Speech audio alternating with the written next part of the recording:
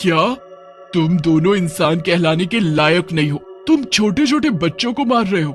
ये गलत है। मैं तुम दोनों को मार डालूंगी। लेकिन चुड़ैल जैसे ही रज्जो को मारने की कोशिश करती है, चुड़ैल रज्जो के आर पार निकल जाती है। चुड़ैल, तू मुझे नहीं मार सकती क्योंकि मैं पहले से ही मरी हुई हूँ। मेरे पति इंसानी बच्चों की बलि दे रहे हैं ताकि मैं जिंदा हो सकूं। रज्जो की बात सुनकर चुड़ैल गुस्से में बोलती है, तुम दोनों पागल हो गए हो। कहीं इंसान की बलि देने से भी कोई अमर हुआ है?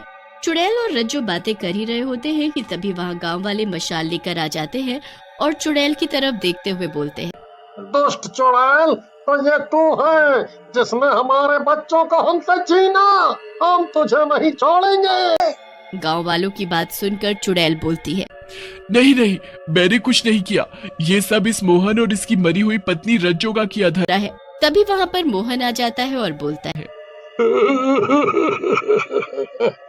देखा देखा भाइयों, मैंने कहा था ना कि ये चुड़ैल आखिरी में हम दोनों पति पत्नी पर ही ये झूठा आरोप लगाएगी।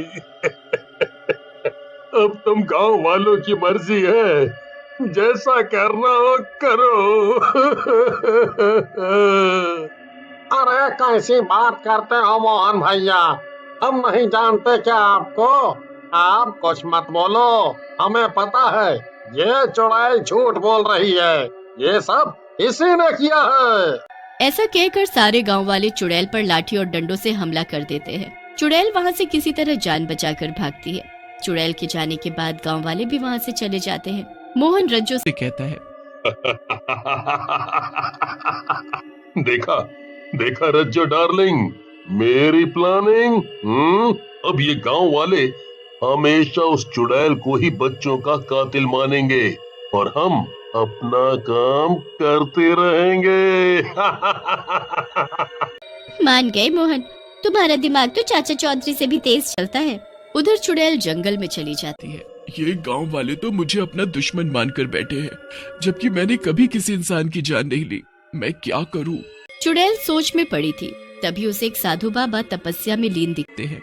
ये बाबा बहुत ही पहुंचे हुए लग रहे हैं। क्यों ना उनसे इस बारे में बात करूं, शायद यही कोई रास्ता निकाल पाए। फिर चुड़ैल बाबा के उठने के इंतजार में उनके पैरों के पास बैठ जाती है। थोड़ी देर बाद जब बाबा की आंख खुलती है, बेटी तुम यहाँ? क्या हुआ? आज एक चुड़ैल को इस बाबा की जरूरत कैसे पड़ गई?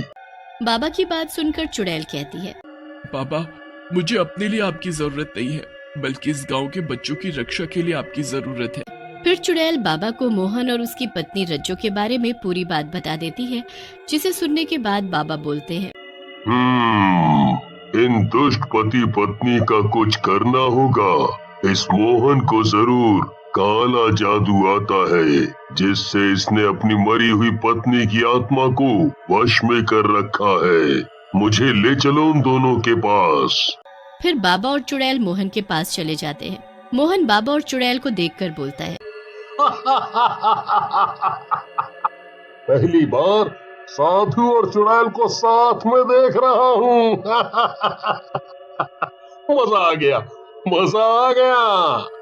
मोहन, ज्यादा ही मत कर और अपनी पत्नी की आत्मा को यहाँ से जाने दे और बच्चों की हत्या बंद कर, नहीं तो मुझसे बुरा कोई नहीं होगा।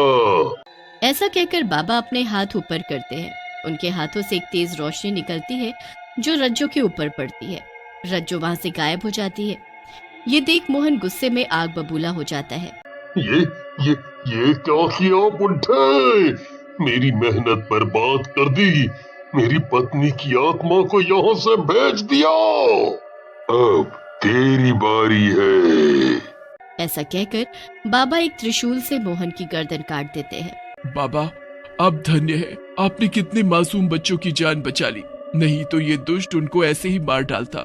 फिर चुड़ैल और बाबा अपने अपने रास्ते पर चले जाते हैं।